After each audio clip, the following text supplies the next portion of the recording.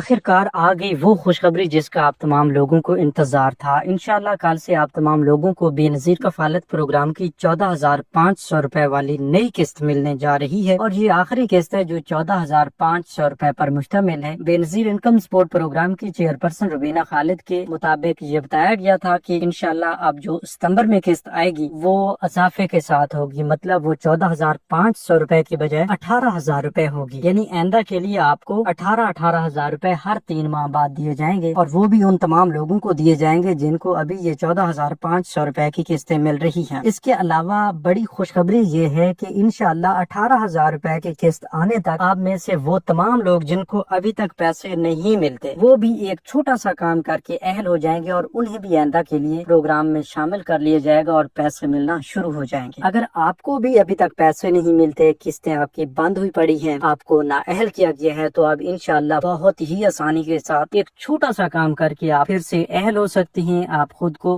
Programme کے لیے as a regular beneficiary select کروا سکتے ہیں، لیکن صرف اور صرف وہ لوگ جو اس بات کو سمجھیں گے، اس پر عمل کریں گے۔ دیکھیں، سب سے پہلے تو آپ نے یہ کرنا ہے،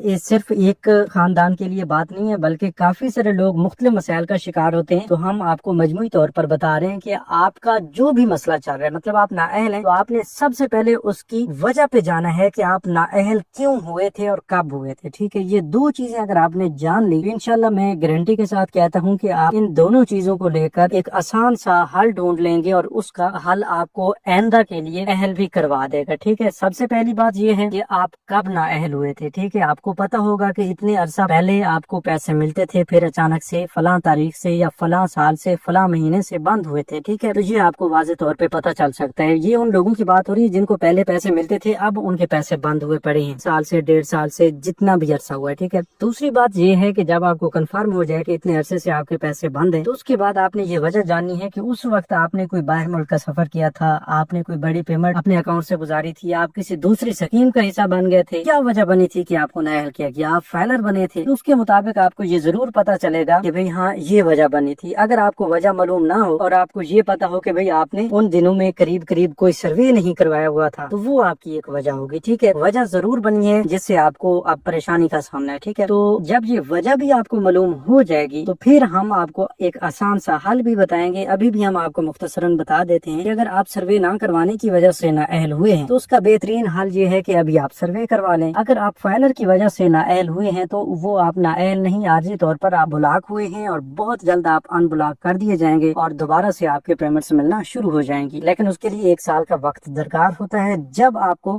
فائلر سے ان ایکٹیو میں ڈالا جائے گا تو آپ کی دوبارہ سے اہلیت کنفرم ہو جائے گی، اور آپ کی جو اس پیریڈ میں رکی ہوئی پیمنٹس ہوں گی وہ بھی جاری کر دی جائیں گی، اور وہ بھی آپ کو ملنا شروع ہو جائیں گی۔ اسی طرح اور بھی وجوہات آپ کو بتاتے ہیں، مکمل تفصیل کی جانب بڑھتے ہیں۔ دوسری وجہ یہ بھی ہو رہی ہے کہ بھئی آپ نے سروے کروایا ہو، اس کے بعد آپ کے پیسے بند ہوئے ہیں، تو اس کا مطلب یہ ہوتا ہے کہ آپ کا پی ایم ٹی اسکور 32 سے اوپر چلا گیا ہے، مطلب آپ اب آئندہ کے لیے حقدار نہیں رہے، جس بنا پہ آپ کے پیسے بھی بند ہوئے ہیں، اور آئندہ کے لیے آپ کو 2 سال تک کا انتظار کروایا جائے گا۔ 2 سال کے بعد آپ پھر سے سروے کروائیں گے اور دوبارہ سے اہل ہوں گے۔ تو یہ مین وجوہات ہیں جن سے آپ کو نااہل کیا جاتا ہے، جن سے آپ کی پریشانیوں میں اضافہ ہوتا ہے، جن سے آپ کے پیسے بند ہوتے ہیں۔ ٹھیک ہے، اب اس کے علاوہ اور بھی چھوٹی موٹی وجوہات ہوتی ہیں جو آپ کو پتا ہوں گی،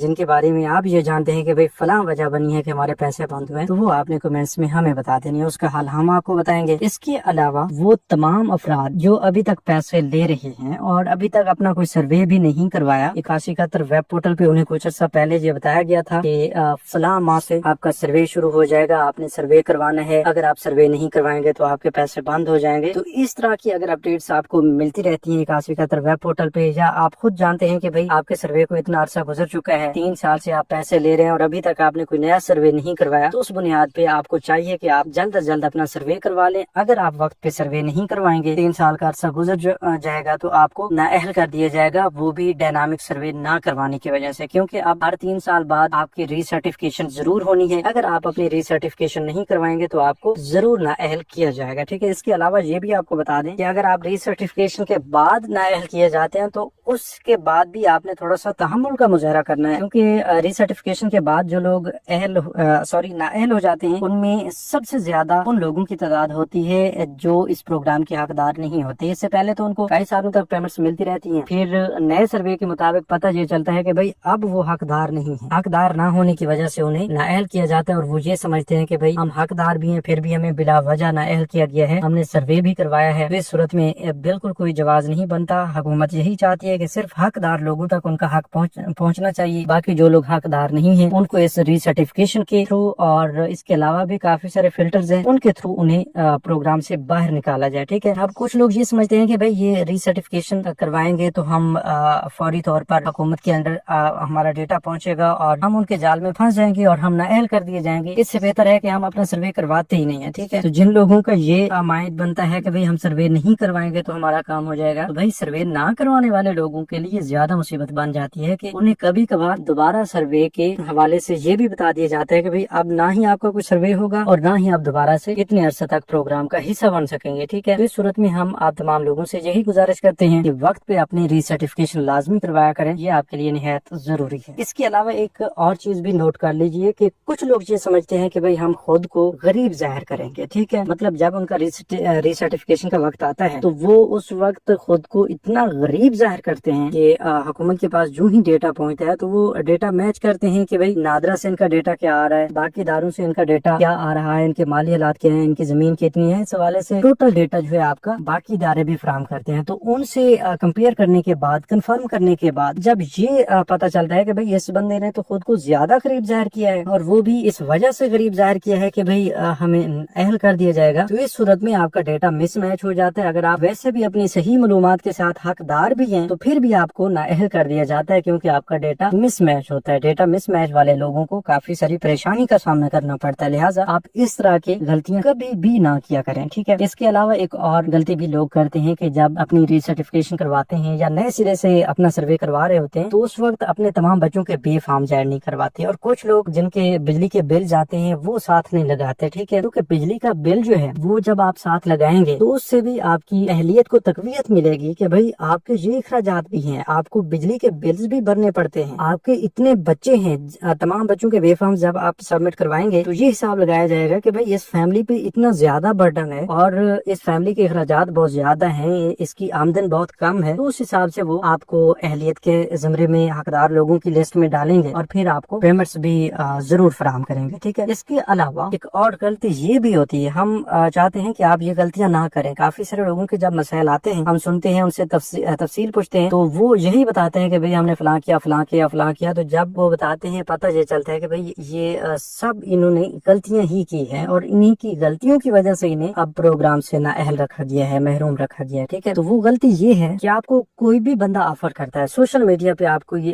ऐसी पोस्ट देखते हैं, कोई ऐसा इश्तिहार देखते हैं कि भाई BISP के सर्वे यहाँ किए जाते हैं, बस अपना ये डेटा हमें व्हाट्सएप कीजिए या हमें ईमेल कीजिए और हम आपकी रजिस्ट्रेशन कर देंगे, इतनी फीस होगी। ठीक है, तो जब इस तरह के लोगों के जाल में आप फंस जाते हैं और आप ये समझते हैं कि भाई हम दफ्तर जाएंगे, इतना खर्चा हो जाएगा, फलां फलां अखराजात बढ़ जाएंगे, तो उससे बेहतर है कि घर बैठे इतने थोड़े से खर्चे से हम अपनी रजिस्ट्रेशन करवा लेते हैं। तो ये एक ऐसी गलती है कि आपका डेटा भी जाया होता है जिससे, और आपकी रजिस्ट्रेशन भी नहीं हो पाती। दूसरे नंबर पर वो जो आपसे पैसा बटोरते हैं वो भी आपका किसी काम पे नहीं जाता, मतलब आपके किसी फायदे में नहीं जाता, वो भी आप अपनी हलाल कमाई से वो उड़ा बैठते हैं। ठीक है, तो हम यही चाहते हैं कि आप इस तरह की एक्टिविटीज में भी इंटर ना हुआ करें और इन लोगों से बचा करें। बस जो कुछ भी आपने BISP के हवाले से करवाना है तो उसकी मालूमात लिया करें, उसके बाद BISP के ऑफिस के थ्रू ही करवाया करें। ठीक है, देखिए अगर ऐसा होता तो मैं आपको ऑफर करता कि भाई मैं आपकी सर्वे या आपकी रजिस्ट्रेशन करके दूंगा, इतने पैसे आपसे लूंगा। नहीं भाई, ऐसा नहीं है। ठीक है, हाँ अगर फ्री रजिस्ट्रेशन होती, काफी सारे ऐसे प्रोग्राम्स आते हैं कि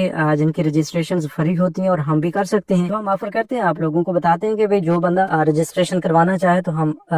बिल्कुल फ्री में रजिस्ट्रेशन कर देंगे। इससे पहले भी काफी सारे प्रोग्राम्स आए हैं, अपनी छत अपना घर स्कीम, 15 लाख, 5 लाख, 10 लाख, इस तरह की स्कीमें आती रहती हैं, अभी भी चल रही है। 5 लाख की स्कीम भी चल रही है, 10 लाख रुपए की स्कीम भी चल रही है, 15 लाख रुपए की स्कीम भी चल रही है। तो इस तरह की स्कीम्स में आप भी अप्लाई कर सकते हैं। अगर इस बारे में आपको मालूमात चाहिए तो अभी से चैनल को सब्सक्राइब करके कमेंट्स में यस लिख दें। तो हम अपने मौजू की तरफ आते हैं। आपको बता रहे थे कि कभी भी आपने BISP की कोई भी सर्विस BISP के ऑफिस के अलावा कहीं से नहीं लेनी। ठीक है, अभी वॉलेट सिमें मिल रही हैं, जिन लोगों ने बाहर से सिमें ली हैं हम बार बार उनको बताते भी रहे हैं कि भाई आप बाहर से सिमें अगर ले रहे हैं तो आपके लिए मसला बनेगा, उन लोगों के लिए आप मसला बना हुआ है। ठीक है, और जो लोग BISP के ऑफिस से सिम लेकर आए हैं उनको कोई मसला नहीं है, अगर कोई मसला आया भी है तो वो BISP बिल्कुल मुफ्त में हल करके दे रही है। ठीक है, इसी तरह अभी सिम अगर आपने वसूल करनी है तो वो भी BISP के ऑफिस से लें। अगर आपने पहले से बाहर से सिम ले ली है तो फिर से आपको BISP के ऑफिस जरूर जाना होगा और वहाँ से अपनी سم لینی ہوگی۔ اس کے علاوہ اگر آپ سم لے چکے ہیں، آپ کی قسطیں ابھی تک نہیں ملی، تو آپ نے قریبی ان ریٹیلر حضرات کے پاس جانا ہے جہاں پر آپ کو پہلے سے پیمنٹس ملتی رہتی ہیں، ان دکانوں پر جانا ہے، ٹھیک ہے، کیونکہ یہ قسط دکانوں پر چل رہی ہے۔ تو آپ